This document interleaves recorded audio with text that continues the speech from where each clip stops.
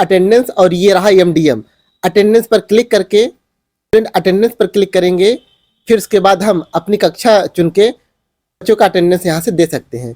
फिर उसके बाद हम बैक जाएंगे, फिर ये देखिए एमडीएम, यहाँ पर क्लिक करने के बाद हम प्रतिदिन का खाद्यान्न भी ऑनलाइन भर सकते हैं।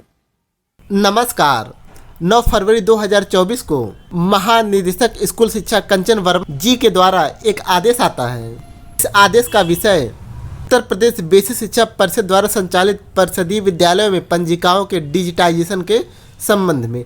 इस आदेश के अनुसार दिनांक 15 फरवरी 2024 से समस्त जनपदों के परिषदीय प्राथमिक, उच्च प्राथमिक, कंपोजिट विद्यालयों एवं कस्तूरबा गांधी विद्यालयों के छात्र उपस्थिति पंजिका एवं मध्याह्न भोजन पंजिका का डिजिटल रूप ही मान्य होगा।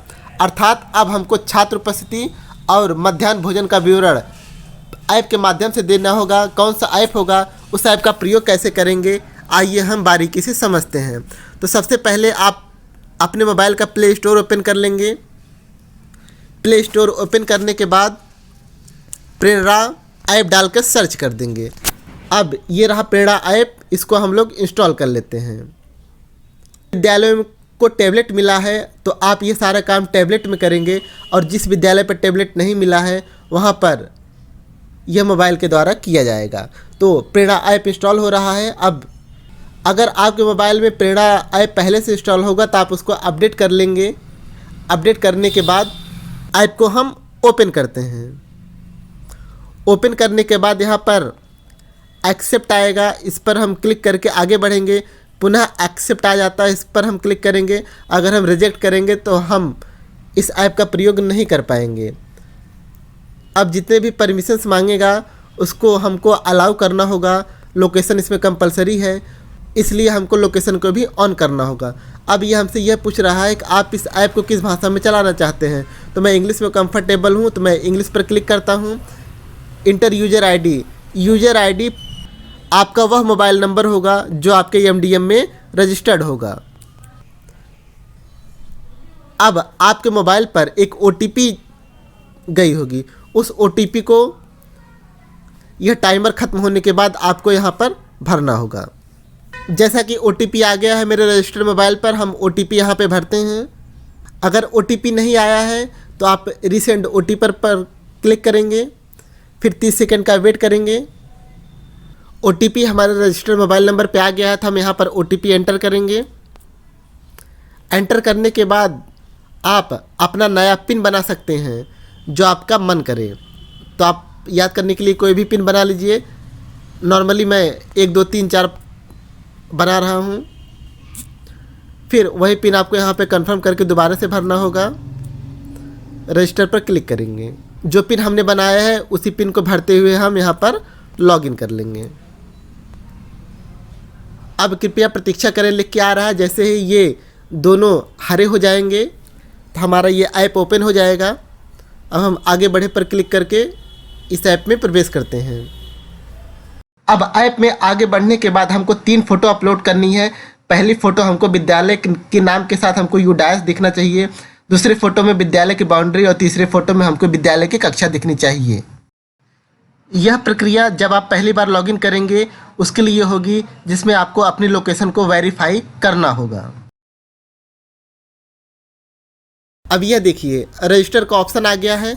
हमको फ़िलहाल काम रजिस्टर से ही है, हम रजिस्टर पर क्लिक करेंगे क्योंकि 15 फरवरी से हमारे ये रजिस्टर वाले काम ऑनलाइन ही मान्य होंगे। जैसा कि हमने आदेश में भी देखा है, मध्याह्न भोजन और छात्र उपस्थिति पंजिका का विवरण हमको ऑनलाइन ही मान्य होगा। रजिस्टर पर क्लिक करेंगे और यहाँ पर हम अटेंडेंस और एमडीएम के रजिस्टर को देखेंगे। फ़िलहाल हमारे लिए 2 ही आदेश आए हैं, तो हम अटेंडेंस पर एक बार क्लिक करके देखते हैं, फिर उसके बाद एमडीएम पर क्लिक करेंगे।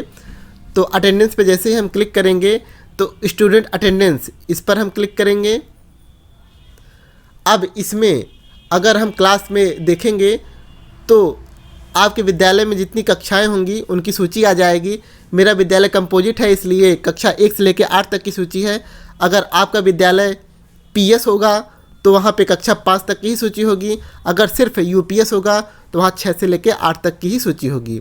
तो इस प्रकार अगर हमको अटेंडेंस लेना है तो हम किस कक्षा की अटेंडेंस लेंगे उस पर हम क्लिक करेंगे। सपोज़ करते हैं मैं कक्षा 5 की अटेंडेंस ले रहा हूँ, तो कक्षा 5 पर क्लिक करने के बाद यहाँ पर टोटल स्टूडेंट 32 दिखा दिया है। बच्चे का एसआर नंबर है, बच्चे की पूरी सूची है जो कि 32 बच्चे हमारे कक्षा 5 में हैं, और कौन सा बच्चा आया है, अगर वो प्रेजेंट है प्रेजेंट करेंगे, अगर एब्सेंट है तो एब्सेंट करेंगे। फिर सबको इसी तरीके से करते हुए हम उस डेटा को सेव कर देंगे।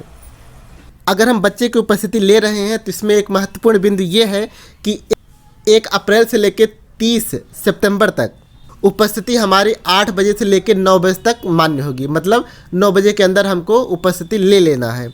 अगर विद्यालय हमारा 1 अक्टूबर से लेकर 31 मार्च तक चल रहा है तो हमको अटेंडेंस 9 बजे से लेकर 10 बजे के बीच हमको हर हाल में ले लेना है। छात्रों की उपस्थिति कक्षा अध्यापक के द्वारा ही भरी जाएगी। अब आइए हम बैक चलते हैं। अब हम एमडीएम पंजिका को ओपन करते हैं। इसमें डेली एमडीएम सर्वे है, मंथली एमडीएम सर्वे है। तो अगर हमको पूरे महीने का विवरण चाहिए तो हम इस पर क्लिक करेंगे, लेकिन हमको फ़िलहाल डेली एमडीएम सर्वे चाहिए तो हम इस पर क्लिक करते हैं। अब यहाँ पे देखेंगे नोट में लिखा है you can fill the register in a day, मतलब इस रजिस्टर को हम सिर्फ दिन में एक ही बार भर सकते हैं। यहाँ पर तारीख दिया हुआ है। दूसरे कॉलम में है was food given to the student, क्या आज बच्चों को खाद्यान्न वितरित हुआ है, खाद्यान्न खिलाया गया है, तो यस करेंगे। और कितने बच्चों ने खाना खाया है उसका विवरण देना है। तो पहले बॉक्स में हमको पीएस का देना है, दूसरे बॉक्स में यूपीएस का देना है। टोटल हमको ऑटोमेटिक ले लेगा। अगर आपका विद्यालय पीएस है तो आप सिर्फ पीएस का डेटा भरेंगे, अगर आपका विद्यालय सिर्फ यूपीएस का है तो आप यूपीएस का भरेंगे, अगर आपका विद्यालय कंपोजिट है तो आप दोनों डेटा को भरेंगे। सपोज़ के लिए हम भरते हैं पीएस में 120 और यूपीएस में, तो कुल हमारे हो गए टोटल 170 बच्चे। एमडीएम मीनू डे सोमवार है, मंडे है। Is the food as per today's menu, क्या आज का खाना मीनू के अनुसार बना है, तो हाँ हमको यस करना है। फिर मीनू हमारी ओपन हो गई है। क्या रोटी खिलाई गई, यस। सब्जी खिलाई गई, यस। सोयाबीन की बड़ी, यस। अगर कोई मीनू नहीं बना है तो आप उसको नो करके आगे बढ़ चलेंगे।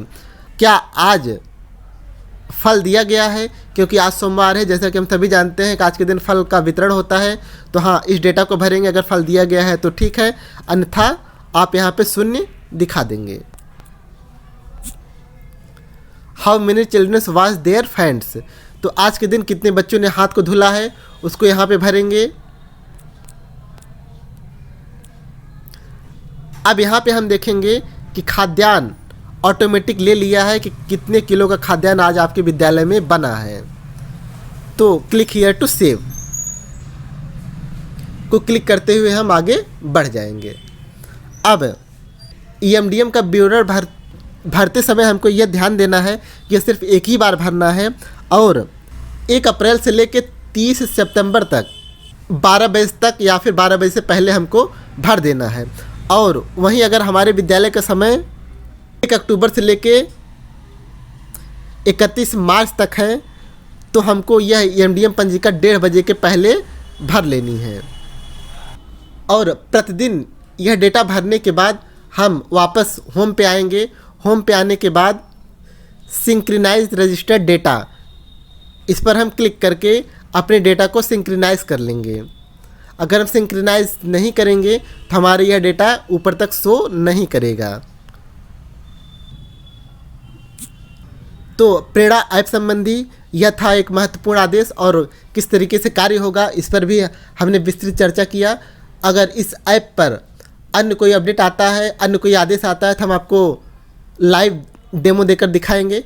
तो इसके लिए चैनल को सब्सक्राइब जरूर कर लीजिएगा। फिर मिलेंगे किसी एक नई वीडियो में, तब तक अपना और अपनों का ख्याल रखिएगा।